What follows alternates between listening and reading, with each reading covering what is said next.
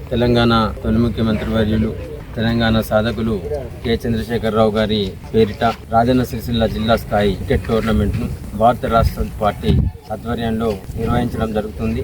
మనందరి అభిమాన నేత శాసనసభ్యులు మాజీ మంత్రివర్యులు కెటి రామారావు గారి ఆధ్వర్యంలో వారి స్ఫూర్తితోటి యువత అందరూ స్నేహపూర్వకంగా అట్లాగే ఒక క్రీడా స్ఫూర్తితోటి అందరూ ఒక దగ్గర చేరి ఒక టోర్నమెంట్ నిర్వహించడం వలన క్రీడా స్ఫూర్తి కాకుండా స్నేహభావం పెంపొందించి యువతలో ఒక చైతన్యవంతమైన స్ఫూర్తిని నింపాలనే ఆలోచనతోటి కేసీఆర్ గారి పేరిట ఈ క్రికెట్ టోర్నమెంట్ నిర్వహించడం జరుగుతుంది.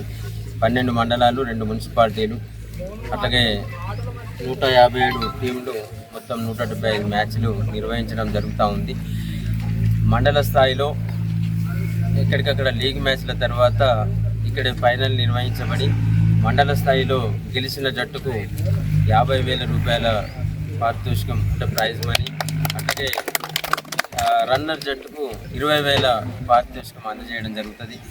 దాని తర్వాత ప్రతి మండలం నుంచి 2 జట్లు, మొత్తం 12 మండలాలు, 2 మున్సిపాలిటీలు, 28 జట్లు పోతే నెట్ రన్ రేటును బెస్ట్ పర్ఫార్మెన్స్ పేరు మీద 4 జట్లు, 32 జట్లు సిరిసిల్ల జిల్లా కేంద్రానికి 10వ తారీఖు నుంచి అంటే మండలాల వెసులుబాటు, గ్రామాల వెసులుబాటు, అంటే ఎండ తీవ్రతను దృష్టిలో పెట్టుకొని అట్లాగే ఎక్కడికక్కడ ప్రాంతీయంగా ఉండే పండగలో లేకపోతే ఇంకేదైనా ఉంటే వాటిని దృష్టిలో పెట్టుకొని 10వ తారీఖు నుంచి 17వ తారీఖు వరకు అంటే 7 రోజుల పాటు మండలాలలో, మున్సిపాలిటీల్లో లీగ్ మ్యాచ్లు నిర్వహించాలి.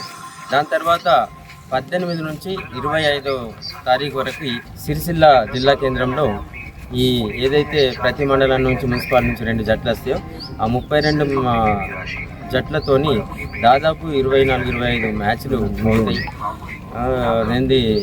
అవన్నీ కూడా సిరిసిల్ల జిల్లా కేంద్రంలో బీఆర్ఎస్ పార్టీ ఆధ్వర్యంలో నిర్వహించబడతాయి. బీఆర్ఎస్ పార్టీ అంటే ఆనాడు రాష్ట్ర సాధన దేశంగా ఏర్పడ్డ టీఆర్ఎస్ పార్టీ ఆవిర్భవించి 25 సంవత్సరాలు విజయవంతంగా పూర్తి చేసుకొని పోయిన సంవత్సరం రజతోత్సవ వేడుకలను మనం స్టార్ట్ చేసుకున్నాం. కాబట్టి ఆ రజతోత్సవ వేడుకలకు ముగింపు సెలబ్రేషన్ అంటే ముగింపు పండగగా ఈ క్రికెట్ టోర్నమెంట్ను నిర్వహిస్తూ ఉన్నాం. ఫైనల్ మ్యాచ్కి అంటే వీలైతే సెమీఫైనల్ మ్యాచ్ కూడా వస్తారు కావచ్చు. ఫైనల్ మ్యాచ్కి కెటి రామారావు గారు కూడా సిరిసిల్లలో హాజరవుతారు. జిల్లా స్థాయిలో పాల్గొన్న మిత్రులందరినీ కూడా, ఈ క్రీడాకారులందరినీ కూడా అక్కడికి ఆహ్వానించడం జరుగుతుంది.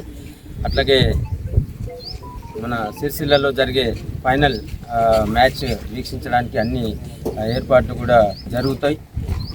సిరిసిల్లలో జరిగే ఫైనల్ మ్యాచ్కి కూడా గెలిచిన జట్టుకు 2 లక్షల రూపాయల పారితోషికం ఇవ్వబడుతుంది, ప్రైజ్ మనీ. అట్లాగే రన్నర్ జట్టుకు 1 లక్ష రూపాయలు ఇవ్వబడుతుంది.